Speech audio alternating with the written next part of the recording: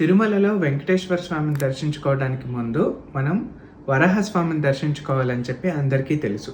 అయితే ఈ వరాహస్వామి తిరుమల కొండపైకి ఎలా వచ్చారు అనేది నేను ఇవాళ మీకు చెప్తాను. వరాహస్వామి అంటే ముందుగా మీకు చెప్పాల్సింది ఏంటి అంటే ఆయన ఎవరో కాదు, ఆయన కూడా మహావిష్ణువు రూపమే.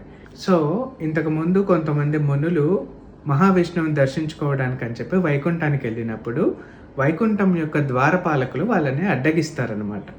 వాళ్ళని అడ్డగించేసరికి ఆ మునులకి కోపం వస్తుంది. వాళ్ళని 3 జన్మలు రాక్షసులుగా జన్మిస్తారు మీరు అని చెప్పి వాళ్ళని శపిస్తారనమాట.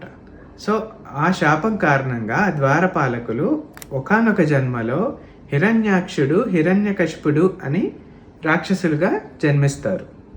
వారిలో ఒకరైన హిరణ్యాక్షుడు చాలా దుర్మార్గుడు అనమాట. అతను ఏం చేస్తాడంటే భూమిని అపహరించి సముద్రంలో దాచిపెడతాడు. సో ఆ రాక్షసుడి బారి నుంచి భూమిని కాపాడటం కోసం మహావిష్ణువే వరాహస్వామి రూపంలో వెళ్ళి ఆ రాక్షసుని సంహరించి భూమిని కాపాడతారు.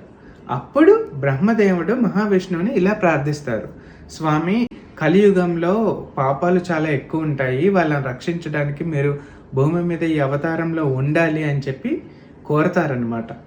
అప్పుడు బ్రహ్మదేవుని కోరిక మేరకు శ్రీ మహావిష్ణువు భూమి మీద వరాహస్వామి రూపంలో అలా కొలువై ఉంటారు.